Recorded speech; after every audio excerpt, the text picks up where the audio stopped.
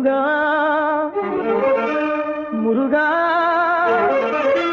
முருகா